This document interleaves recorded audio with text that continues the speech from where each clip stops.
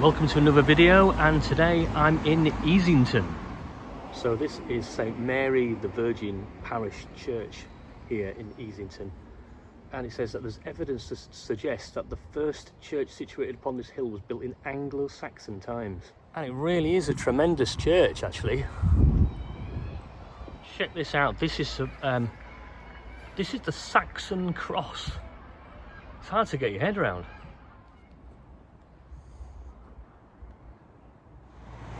And this fabulous building is called Seaton Home. And it says this 13th century house was formerly used as a rectory and is one of the oldest domestic buildings in England. And this is really nice, this village green here. Very pleasant. And over there is the Wesleyan Chapel. This is the first time I've visited this area, so I don't know it at all. So this is Easington Village, and then you've got Easington Colliery, so I'm going to go down there and have a look as well. Some nice looking cottages just up on Rosemary Lane. Check this out, this is the green shelter up from the village green. It's been here since 1897, and it says the green shelter is an historic monument under the protection and care of the residents of Easington Village through the parish council. And you can meet here, residents meet here, socialise and enjoy the views of the village green and the sea beyond.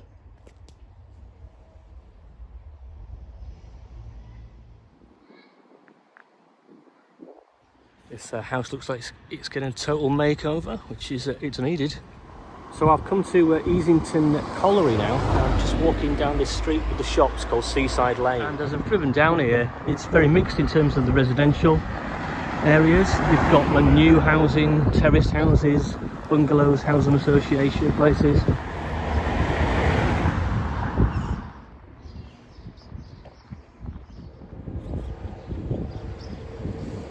Easington Colliery on it, but it doesn't say what the rest of it is. Opened by the Marquis of Londonderry in November the 28th, 1825. I don't know what you think of it now. Now the colliery here opened in the late 1800s, and it was the last colliery to close in the Durham coalfield in 1993, and that meant that 1,400 people lost their jobs.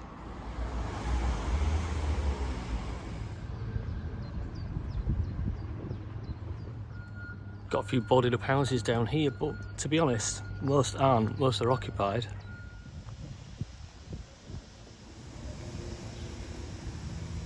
And the Easington Local Nature Reserve. That's a nice open space up here.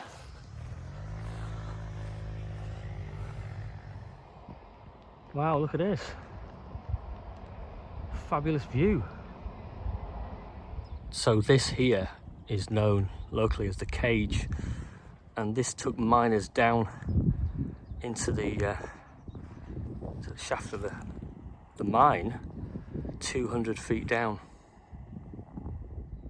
So I was speaking to a lady who said that her uncles worked down the pit and went down this shaft through the Cage, and apparently something snapped and they were all fearing for their lives. I can't imagine how scary it must have been back then, working all the way underground, and the dangers that came about. Not sure what that's referring to be honest. And there's some ships and stuff in the distance there. I was just thinking about what that lady was telling me about. You know, you left school at 16 on the Friday, and on the Monday you were working down the pit, and no one questioned it. It was a way of life, it was just the way that it was. That's what you did after school. Well, there looks to be like walks all around this coastal area, which I'm definitely going to have to come back and check out in more detail and that. And the colliery itself was in this area here. And I was told just then that when the colliery finally was closed, it was closed for it was kind of like steel shutters were put up, so you know, nothing could ever be mined in this area again, which is just very sad. So if you're thinking of moving to Easington and down to Easington Colliery, on Zoopla, house prices seem to have an average of about 50,000, and some much less than that. There's literally hundreds of terraced houses in this area, and you can imagine that all the people who worked in the mines would have lived in this area, you know. When there's 1,400 jobs being lost that time when it closed, it just must have been so devastating on the economy here.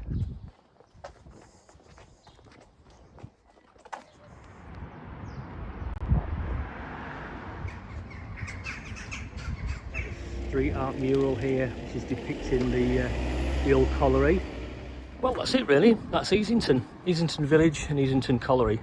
Very different places. Easington Colliery, maybe a little bit more down at heel, but that's kind of understandable really, given what happened to the local industry around here. Plenty of shops, some closed, some open. Transport links look decent, I suppose, with bus services to Sunderland and Peterlee, close to the A19. There's some fantastic history about the mining around here, and of course the views across the sea were brilliant.